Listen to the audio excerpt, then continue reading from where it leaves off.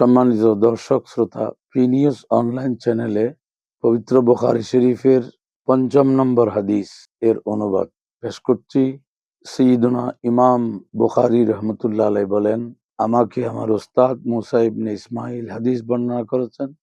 তিনি বলেন, আমাকে আবু আওয়ানা হাদিস বর্ণনা করেছেন। তিনি বলেন, আমাকে মুসা ইবনে আবি আয়শা হাদিস বর্ণনা করেছেন। তিনি বলেন, আমাকে সঈদ ইবনে জুবায়ের রাদিয়াল্লাহু আনহু হযরত আব্দুল্লাহ ইবনে আব্বাস রাদিয়াল্লাহু আনহু থেকে মহান আল্লাহ তাআলার বাণী, লা তুহাররিক বিহি লিসানাকা লিতাজালা বিহি, এই আয়াত প্রসঙ্গে হাদিস বর্ণনা করেছেন। হযরত আব্দুল্লাহ ইবনে আব্বাস রাদিয়াল্লাহু আনহুমা বলেন, কানা রাসূলুল্লাহ সাল্লাল্লাহু আলাইহি ওয়াসাল্লাম ইউআলিজু মিনাত তানজিলে শিদ্দাতান। হযরত আব্দুল্লাহ ইবনে আব্বাস বলেন, রাসূল পাক সাল্লাল্লাহু আলাইহি ওয়াসাল্লাম তিনি পবিত্র কোরআনে পাক ওহী আকারে যেটা নাজিল হতো সেটি ধরে রাখার জন্য, ধারণ করার জন্য তিনি খুব দ্রুত পড়তে থাকতেন।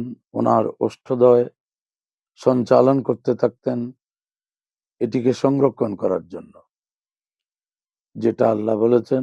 তখন আল্লাহ তাআলার নিকট ওনার প্রিয় হাবিব সাল্লাল্লাহু আলাইহি সাল্লামের এতটুকু কষ্ট করা, এটা আল্লাহ তাআলার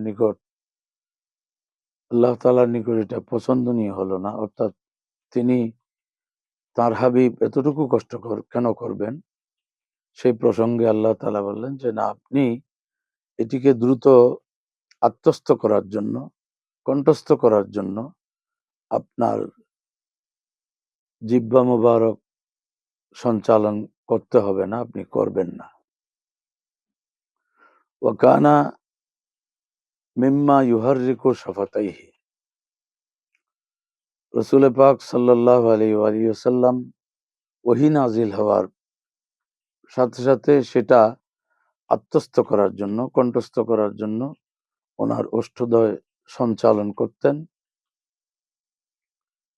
এই প্রসঙ্গে হযরত আব্দুল্লাহ ইবনে আব্বাস রাদিয়াল্লাহু আনহু বলেন যে, রাসূল পাক সাল্লাল্লাহু আলাইহি ওয়াসাল্লাম নাজিল হওয়া আয়াতসমূহ আত্মস্থ করার জন্য যেভাবে ওষ্ঠদয় সঞ্চালন করতেন, আমি তোমাদেরকে ওষ্ঠদয় সঞ্চালন করে সেটা দেখাচ্ছি। এরপর হযরত সঈদ ইবনে জুবায়ের, যিনি প্রখ্যাত তাবেঈ এবং তাবেঈদের মধ্যে অন্যতম মুফাসসির, যিনি আব্দুল্লাহ ইবনে আব্বাস রাদিয়াল্লাহু আনহুমার শিষ্য, তিনি বলেন, আনা উহাররিকুহুমা কামা রাআইতু ইবনে আব্বাসিন ইউহাররিকুহুমা, যে হযরত আব্দুল্লাহ ইবনে আব্বাস রাদিয়াল্লাহু আনহুমা ওনার ওষ্ঠদয় সঞ্চালন করে রাসূল পাক সাল্লাল্লাহু আলাইহি ওয়াসাল্লামের ওষ্ঠদয় মোবারক সঞ্চালন করাকে যেভাবে উনি উপস্থাপন করেছেন, আমি সঈদ ইবনে জুবায়ের সেভাবে উপস্থাপন করছি। ফাহাররাকা শাফাতাইহি ফাআনজালাল্লাহু তাআলা, তো রাসূল পাক সাল্লাল্লাহু আলাইহি ওয়াসাল্লাম যখন এইভাবে ওষ্ঠদয় সঞ্চালন করতেন আত্মস্থ করার জন্য, তখন আল্লাহ তাআলা এই আয়াত নাযিল করলেন, লা তুহাররিক বিহি লিসানাকা লিতাজালা বিহি, আপনি দ্রুত ইয়াদ করার জন্য, কণ্ঠস্থ করার জন্য, আত্মস্থ করার জন্য আপনার জিহ্বা মোবারককে সঞ্চালন করবেন না। এই আয়াতের তাফসীর করত হযরত আব্দুল্লাহ ইবনে আব্বাস রাদিয়াল্লাহু আনহুমা বলেন যে, কোরআনে পাকের নাজিলকৃত আয়াত আপনার বক্ষ মোবারকে স্থাপন করা, ধারণ করা এবং আপনার পরবর্তী এটা পাঠ করা, এটি আমি আল্লাহর জিম্মায়। ফাইজা কারানাহু ফাত্তাবি কুরআনা, অতএব যখন আমি পবিত্র কোরআন পাঠ করব, তো আপনি এই পঠিতকে অনুসরণ করুন। অর্থাৎ আল্লাহ তাআলার পক্ষ থেকে যখন হযরত জিবরিল আমিন আলাইহিস সালাম রাসূল পাকের নিকট কোরআনে পাকের আয়াত পাঠ করবেন, সেটা ইনি যেন মনোযোগ সহকারে শুনেন আর ওনার হৃদয়ে স্থাপন করে দেয়া, ওনার বক্ষ মোবারকে স্থাপন করা এবং পরবর্তীতে পড়তে পারা, এটার জিম্মাদারি মহান আল্লাহ তাআলা নিজেই নিয়ে নিলেন।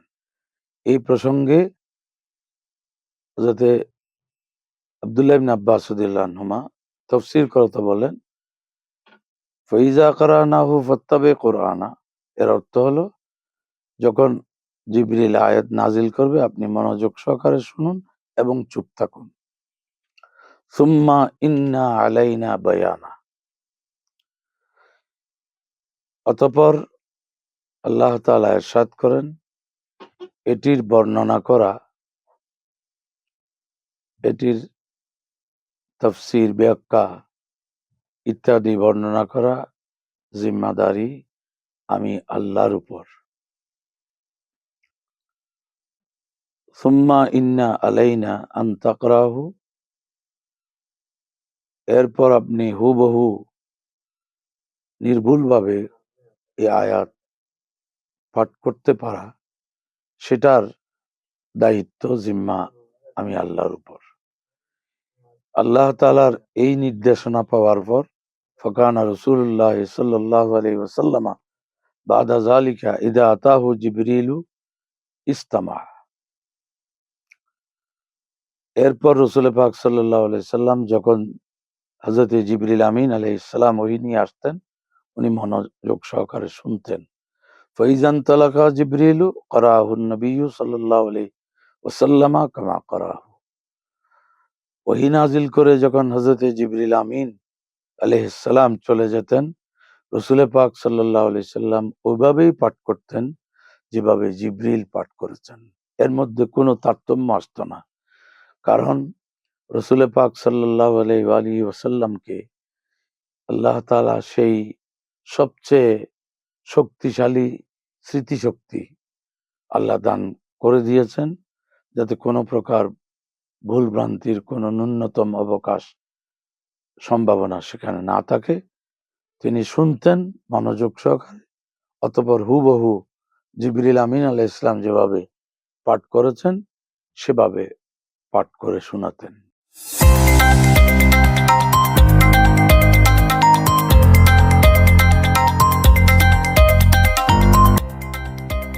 সত্যের সন্ধানে নির্ভীক, P News TV।